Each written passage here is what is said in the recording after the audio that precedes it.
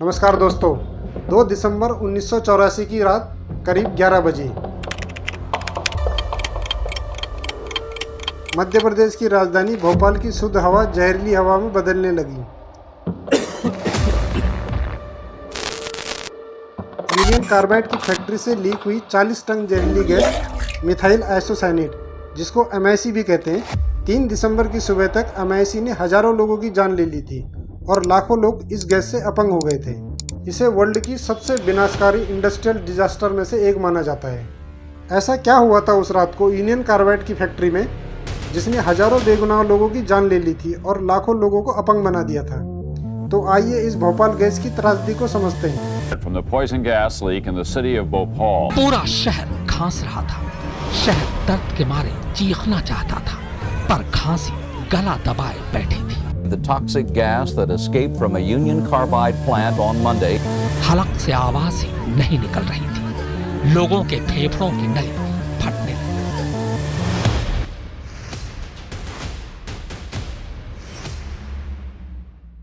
मध्य प्रदेश की राजधानी भोपाल में एक यूएस बेस्ड कंपनी थी जिसका नाम था यूनियन कार्बाइड इंडिया लिमिटेड, और यह एक पेस्टिसाइड की कंपनी थी। यह एक पेस्टिसाइड केमिकल बनाती थी जिसका नाम था सेविन। भारत में इन्वेस्ट करने वाली यह पहली अमेरिकन कंपनी थी। इस कंपनी ने इंडिया में अपना बिजनेस 1934 में शुरू किया था, जिसमें 49.1% इन्वेस्टर इंडिया के थे, जिसमें इंडियन गवर्नमेंट और कुछ गवर्नमेंट बैंक्स का शेयर भी था। यूनियन कार्बाइड का भोपाल प्लांट जो था ये 1969 में तैयार हुआ था और 1979 में इस प्लांट में एक पेस्टिसाइड का प्रोडक्शन शुरू हो गया था। इस पेस्टिसाइड का नाम था सेविन। सेविन को बनाने के लिए एक केमिकल की ज़रूरत पड़ती है जिसका नाम है एमआईसी, यानी मिथाइल आइसोसाइनेट। एमआईसी एक बहुत ही खतरनाक केमिकल है। अगर ये हवा में मिल गया तो किसी भी जीव की जान जा सकती है। पहले ये लोग एमआईसी को बाहर से इंपोर्ट करते थे, लेकिन बाद में ये कंपनी इंडिया में ही एमआईसी का प्रोडक्शन शुरू करने लग गई। इंडियन गवर्नमेंट ने इनको इंडिया में एमआईसी बनाने की अनुमति दे दी और उनको एक सेफ्टी प्लान बनाने को कहा कि अगर गैस लीक होती है तो लोगों को पता होना चाहिए कि इस गैस से कैसे बचें। लेकिन कंपनी ने यहाँ पे अपनी लापरवाही दिखाई और सेफ्टी प्लान को कभी नहीं बनाया। बेसिकली मिथाइल आइसोसाइनेट को जो बनाने का जो पर्पस था इनका, फसलों पे जो कीड़े लगते हैं उन कीड़ों को मारने के लिए इसका इस्तेमाल होता है। इसका यूज़ रबर और चिपकने वाले पदार्थों के उत्पादन में भी किया जाता है। मिथाइल आइसोसाइनेट CH3NCU एक ऑर्गेनिक कंपाउंड है जो कलरलेस और फ्लेमेबल लिक्विड के फॉर्म में होता है। ये फोसिजन COCl2 और मोनोमिथाइलमाइन के रिएक्शन से बनता है। इस कंपनी को इंडिया में बहुत कम लोग जानते थे, लेकिन आप जो एवरेडी बैटरी यूज़ करते थे रेडियो और घड़ियों में, पहले उस एवरेडी बैटरी को यही कंपनी बनाती थी। जब ये भोपाल इंसिडेंट हुआ उसके बाद इस कंपनी का नेम चेंज करके 1994 में एवरेडी इंडस्ट्री कर दिया था। 2 दिसंबर 1984 की रात जब भोपाल के लोग सो रहे थे, यूनियन कार्बाइड फैक्ट्री में एक कर्मचारी ने नोटिस किया कि 610 नंबर की टैंक का प्रेशर अचानक बढ़ने लगा। लेकिन इन्होंने सोचा कि हो सकता है प्रेशर रिकॉर्डिंग इंस्ट्रूमेंट में ही कुछ गड़बड़ होगी, क्योंकि ऐसा पहले भी कई बार हो चुका था। प्रेशर रिकॉर्डिंग इंस्ट्रूमेंट खराब रहता था। यहाँ पर ये लोग प्रॉब्लम को इग्नोर कर देते हैं। अब ये लीकेज हुआ कैसे? इस कंपनी में 3 अंडरग्राउंड टैंक थे जो केमिकल प्रोसेसिंग प्लांट के सामने थे, E610, E611 और E619, जिनमें एमआईसी भर के रखते थे। E610 टैंक को खाली रखना था इमरजेंसी के लिए, लेकिन उस दिन इन तीनों में एमआईसी भरा हुआ था। सेफ्टी मैनुअल के हिसाब से टैंक में सिर्फ 50% से 60% तक एमआईसी भरना था और बाकी खाली जगह में नाइट्रोजन गैस भरनी थी एमआईसी को बैलेंस करने के लिए। उस दिन हुआ यह था कि केमिकल प्रोसेसिंग यूनिट में पानी से सफाई का काम चल रहा था और साथ ही टैंकों में लगे पाइपों को पानी से साफ किया जा रहा था।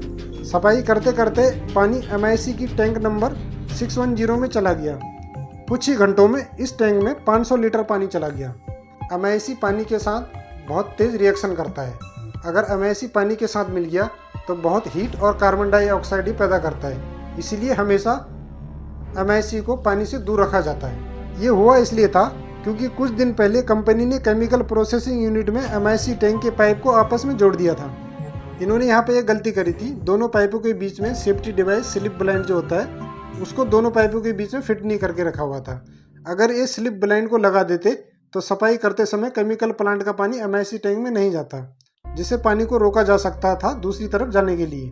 ऐसा इस वजह से हुआ क्योंकि कंपनी ने ज़्यादातर वर्कर्स यहाँ अंडर क्वालिफाइड रखे हुए थे। फिर करीब रात को 11:30 बजे वर्कर्स को आंखों में जलन और खांसी होने लगी। फिर उनको लगा कि कहीं से MIC लीक हो रही है। उन्होंने फैक्ट्री का एरिया चेक किया। फिर उनको 50 फीट ऊपर एक पाइप से कुछ पानी की बूंदें गिरती हुई नजर आई और उस बूंद के आसपास कुछ पीला सा गैस नजर आ रहा था। यह बात वर्कर ने सुपरवाइजर शकील कुरैशी को बताई। कुरैशी ने वर्कर को बोला कि ठीक है, इस प्रॉब्लम को हम टी ब्रेक के बाद देखते हैं। यहाँ पे सुपरवाइजर ने बहुत बड़ी लापरवाही दिखाई। MIC का लीक होना मतलब बहुत बड़ा फेलियर। टी ब्रेक उस दिन 12:15 पे ख़त्म होना था, लेकिन इन्होंने टी ब्रेक 12:40 पे ख़त्म किया। इतनी देर में केमिकल का लीकेज बहुत ज़्यादा बढ़ गया था। जब इनको सांस लेने में ज़्यादा परेशानी होने लगी और वर्कर खांसने लगे, तब जाके सुपरवाइजर और वर्कर को लगा कि MIC बहुत तेज़ी से लीक हो रहा है। यहाँ एक वर्कर थे जिसका नाम था सुमन डे। वो कंट्रोल रूम जाते हैं और 610 नंबर टैंक का टेम्परेचर चेक करते हैं, जिस टैंक से MIC ये लीक हो रही थी। जब वे कंट्रोल रूम में टैंक नंबर 610 का प्रेशर चेक करते हैं तो उस समय प्रेशर इंडिकेटर पे प्रेशर 2 PSI पाउंड पर स्क्वायर इंच से 10 PSI तक पहुंच चुका था, मतलब 5 गुना ज़्यादा प्रेशर पहुंच चुका था। टैंक में पानी जाने से MIC और पानी के मिक्सचर में ऐसा केमिकल रिएक्शन हुआ कि जहाँ पे इस टैंक को अंडरग्राउंड रखा था उसके ऊपर की कंक्रीट फटने लगी और गैस सीधे फ्लेयर टावर से बाहर खुली हवा में मिल गई, जिसने कई लोगों की जान ले ली। थोड़ी देर बाद फ्लेयर टावर से गैस खुले आसमान में निकलने लगी। फिर वर्कर्स जल्दीबाजी में उस जगह पर पानी डालने की कोशिश करते हैं जहाँ से ये गैस लीक हो रही थी, लेकिन कोशिश इनकी नाकाम रही क्योंकि जहाँ से गैस लीक हो रही थी वो जगह 120 फीट ऊपर थी और पानी का जेट वहाँ तक नहीं पहुँच सका। ये वाला मिशन तो इनका फेल हो गया था। इसी बीच में गैस और तेज़ी से फैक्ट्री के आसपास फैलती चली गई। फिर फैक्ट्री में एक गैस स्क्रबर रखा था जो हार्मफुल गैस को हवा में फैलने से बचाता है। जब सुमन डे ने उस स्क्रबर को चेक किया तो वो गैस स्क्रबर भी खराब पड़ा था। ये कंपनी सेफ्टी के नाम पे बड़े बड़े दावे करती थी। असल में यहाँ सेफ्टी के नाम पे कुछ भी नहीं था। सारे सेफ्टी डिवाइस इनके खराब पड़े थे, जिस वजह से ये इतना बड़ा इंसिडेंट हुआ। इसके बाद फैक्ट्री में 2 अलार्म सिस्टम भी थे, एक वर्कर्स के लिए और एक आसपास के लोगों के लिए, कि जब भी कोई ऐसा खतरा होता था तो आसपास के लोगों के लिए दूसरा अलार्म बजाया जाता था। लेकिन इनकी लापरवाही देखो, रात को 1 बजे इन्होंने इस अलार्म को बजाया और सिर्फ 2 से ढाई मिनट के लिए। लेकिन इस अलार्म से आसपास की बस्ती में जो लोग रह रहे थे उनकी नींद नहीं खुली क्योंकि उन तक ये अलार्म की आवाज़ पहुंची ही नहीं। शायद ये लोग अगर उस अलार्म को बहुत देर तक बजाते तो हो सकता था उस अलार्म से लोग पहले ही जाग जाते और कम जाने जाते। और ऐसा नहीं कि ये इंसिडेंट पहली बार हो रहा था, ऐसा इंसिडेंट पहले भी हो चुका था जिसमें कई वर्कर्स की जान गई थी और कईयों को इस गैस से बीमारियां हुई थी। लेकिन फिर भी कंपनी ने कोई सेफ्टी प्रिकॉशन में ध्यान नहीं दिया। इसके बाद जहरीली गैस हवा के साथ साथ पूरे इलाके में फैल गई। गैस 5 किलोमीटर तक धीरे धीरे अपना असर दिखाने लगी। आसपास के लोग उस समय सोए हुए थे। जब गैस ने हवा के साथ असर दिखाना शुरू किया तब लोगों की नींद खुली। लोगों की आंखों में जलन हो रही थी और लोग खांस रहे थे। लोगों का दम घुटने लगा और सांस बंद होने लगी। आंखों में लोगों के ऐसी जलन हो रही थी जैसे किसी ने लाल मिर्च का पाउडर डाल दिया हो। उस रात को लोग घरों से भाग रहे थे। अंधेरे में कई लोगों को ये भी पता नहीं था कि किस दिशा में भागना है। लोगों को भागते भागते उल्टियाँ हो रही थी। कुछ लोगों ने तो रास्ते में ही दम तोड़ दिया। लगभग 3800 लोगों ने तुरंत दम तोड़ दिया। इस गैस से लोगों के साथ साथ जानवरों को भी MIC का शिकार होना पड़ा। जानवर भी इधर उधर भाग रहे थे। करीब 3000 से ज़्यादा कुत्ते, बकरी, बैल, भैंस इस केमिकल के शिकार हुए थे। जहाँ तक नज़र जाती सिर्फ लाशों के ढेर लगे हुए थे। ऐसा अनुमान लगाया गया कि उस रात को MIC की टैंक से 40 टन यानी 40,000 kg MIC लीक हुई थी। उस समय 1984 में भोपाल की जनसंख्या 8.5 लाख थी और इस गैस से 5.5 लाख लोग प्रभावित हुए थे। अब आप अंदाज़ा लगा सकते हो कि ये गैस कितनी खतरनाक थी। उस रात को ये हालत थी कि जो लोग शहर की तरफ नहीं भाग सके वे लोग हॉस्पिटल की तरफ भाग रहे थे। वहाँ एक हॉस्पिटल था, हमीदिया हॉस्पिटल। देखते ही देखते 2:30 बजे तक लोगों की भीड़ लग गई और उस हॉस्पिटल में कम से कम 4000 लोग आ गए जो उस केमिकल का शिकार हुए थे। डॉक्टर्स के सामने लोग मर रहे थे, लेकिन डॉक्टरों को समझ में नहीं आ रहा था कि ये किस चीज़ से हो रहा है, क्योंकि डॉक्टरों को भी इस गैस से बचने के इलाज का पता नहीं था। उस हॉस्पिटल में जो जर्नलिस्ट उस रात को पहुंचे थे, उनका कहना था कि रात को 2:30 बजे तक सिर्फ एक डॉक्टर दिखा और उनके पास मरीज के इलाज के लिए कोई दवाई भी नहीं थी वहाँ। सुबह होने तक शायद ही कोई डॉक्टर बचा होगा वहाँ। यहाँ पर हॉस्पिटल की भी लापरवाही दिखी। अब आपको भी अंदाज़ा लग गया होगा कि हॉस्पिटल की उस समय क्या हालत रही होगी, और वो भी गवर्नमेंट हॉस्पिटल की। जब आज के टाइम पे इतनी बुरी हालत है गवर्नमेंट हॉस्पिटल्स की, तो आज से 40 साल पहले हॉस्पिटल्स की क्या हालत रही होगी। जब प्रशासन फेल हो गया था तो फिर लास्ट में सेना को बुलाना पड़ा, और सेना ने अपना यहाँ पे बहुत बड़ा योगदान दिया और जो लोग इस गैस से पीड़ित थे उनकी मदद करी। यूनियन कार्बाइड फैक्ट्री का मैनेजमेंट इतना लापरवाह था कि रात को 11 बजे से गैस लीक हो रही थी और 3 बजे तक वहाँ कोई भी सीनियर पर्सन नहीं आया था। 3 बजे वहाँ एक वर्क मैनेजर आया और फिर वो सायरन बजाता है। तब तक तो हज़ारों लोग मारे जा चुके थे। सवेरे तक हज़ारों लोग मृत पड़े थे, कोई सड़कों पर तो कोई अपने घर की रजाई के नीचे, और कई लोग हॉस्पिटल्स में मर गए थे। सरकारी आंकड़ों की बात करें तो इस गैस से 3,787 लोग मारे गए थे और 5,74,000 से ज़्यादा लोग इस गैस से घायल या अपंग हुए थे। लेकिन ये सच आंकड़ा नहीं है। असल में जो लोग मरे थे वो 15,000 से ज़्यादा लोग मरे थे और 5.5 लाख लोग इस गैस से प्रभावित हुए थे, जिसमें लगभग 3,900 लोग गंभीर बीमारी और विकलांग हुए थे। इस फैक्ट्री में जो ये इंसिडेंट हुआ था, इसका सबसे बड़ा रीज़न था मैनेजमेंट फेलियर, क्योंकि यहाँ सेफ्टी के नाम पे कुछ भी नहीं था और जो इनके सेफ्टी डिवाइस पड़े थे वो सारे ख़राब पड़े थे। क्योंकि जब भी कोई ऐसा इंसिडेंट होता था तो उसे रोकने के लिए प्लांट के अंदर 2 सेफ्टी डिवाइस थे, लेकिन दोनों काम नहीं कर रहे थे। उसका सबसे बड़ा रीज़न था कॉस्ट कटिंग। हुआ ये था कि 1980 में इस कंपनी की सेल डाउन होने लग गई। यहाँ से कंपनी ने कॉस्ट कटिंग करना शुरू कर दिया। जहाँ पर 2 वर्कर्स की ज़रूरत थी वहाँ एक ही वर्कर्स काम करा करता था। अगर कोई भी लीकेज कहीं से हो रही थी तो उस जगह को ये लोग रिपेयर कर देते थे, लेकिन जबकि होना ये चाहिए था कि डैमेज पार्ट को तुरंत न्यू पार्ट से रिप्लेस कर देना चाहिए। फैक्ट्री में कोई भी सेफ्टी डिवाइस सही से काम नहीं कर रहा था। सेफ्टी न रखने के खिलाफ यहाँ कई बार वर्कर्स ने हड़ताल भी की, लेकिन इस कंपनी ने उन्हीं लोगों को जॉब से निकाल दिया। यहाँ जो 2 डिवाइस रखे हुए थे उनमें से पहला था वेंट गैस स्क्रबर। जब कोई गैस लीक होती है तो वो इस स्क्रबर के अंदर जाती है और इसके अंदर कास्टिक सोडा डालकर उस गैस के असर को ख़त्म कर दिया जाता है। अगर किसी वजह से ये वेंट स्क्रबर अगर फेल हो गया तो दूसरा यहाँ फ्लेयर टावर रखा था। जब गैस फ्लेयर टावर के अंदर से जाता है तो फ्लेयर टावर में लगा जो ये फ्लेम होता है उस गैस को जलाकर ख़त्म कर देता है, लेकिन उस दिन फ्लेम को भी बंद करके रखा था इन्होंने। और जो पाइपलाइन वेंट स्क्रबर से फ्लेयर टावर को कनेक्ट करता था, फैक्ट्री के मैनेजमेंट ने उस लाइन को भी कुछ दिन के लिए डिस्कनेक्ट कर दिया था। कंपनी के वर्कर्स का कहना था कि ये अंडर मेंटेनेंस चल रहा है। यहाँ पर फैक्ट्री मैनेजमेंट ने एक और गलती की थी। जिस पाइप से गैस लीक हो रही थी उन्होंने उस लाइन को सीधा वेंट से कनेक्ट कर दिया था, जिससे कि गैस सीधा वेंट से बाहर निकलकर हवा में फैल गई।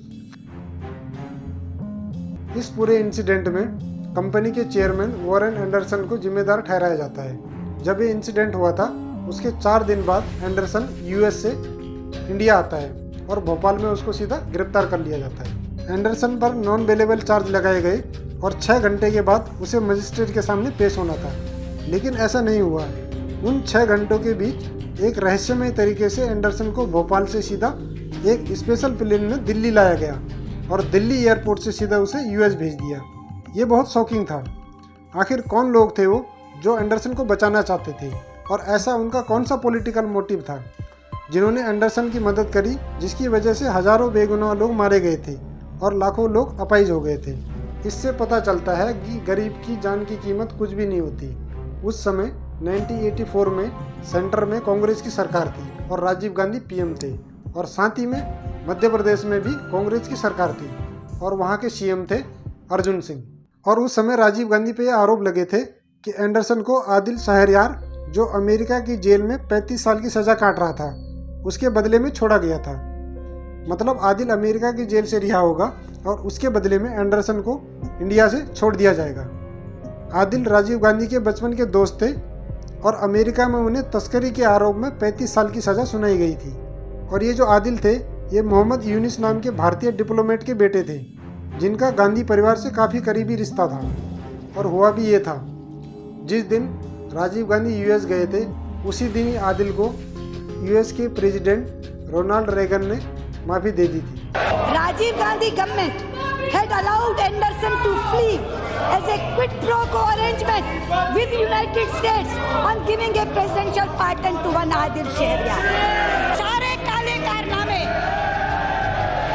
जो उस इतिहास में दर्ज हैं, उनको पढ़ें और लौट कर पूछें, मम्मा बात सोची कि उससे हमने कितना पैसा लिया था।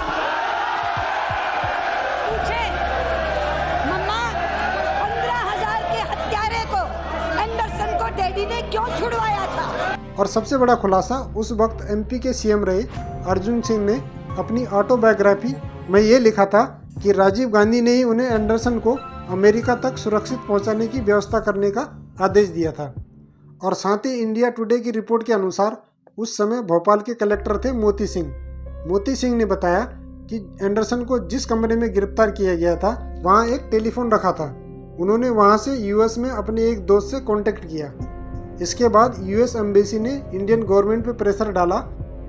पे एक बॉन्ड के साथ बेल दे दी गई थी। इस बॉन्ड में एक शर्त रखी थी कि जब भी कोर्ट एंडरसन को सम्मन भेजेगी तो उसे इंडिया वापस आना पड़ेगा। लेकिन जब एंडरसन इंडिया से निकल गया फिर वो कभी वापस इंडिया नहीं आया और 9 फरवरी 1989 को सीजेएम कोर्ट ने एंडरसन के खिलाफ नॉन बेलेबल वारंट जारी कर दिया। उसी के साथ साथ 1 फरवरी 1992 को एंडरसन को कोर्ट ने भगोड़ा घोषित कर दिया। आखिर में 29 सितंबर 2014 को फ्लोरिडा जो अमेरिका में है के एक नर्सिंग होम में एंडरसन की मौत हो गई और लाखों लोगों की जान लेने वाले को कभी सज़ा नहीं हो पाई।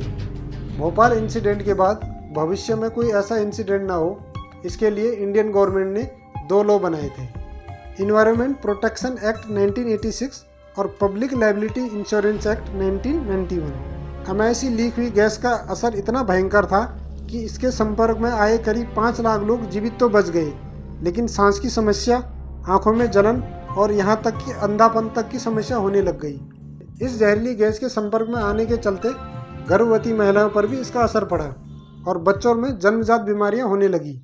अगर हम मुआवजे की बात करें तो 1989 में हुए समझौते के तहत यूनियन कार्बाइड कंपनी ने 705 करोड़ रुपए का मुआवजा पीड़ितों के लिए मध्य प्रदेश सरकार को दिया था।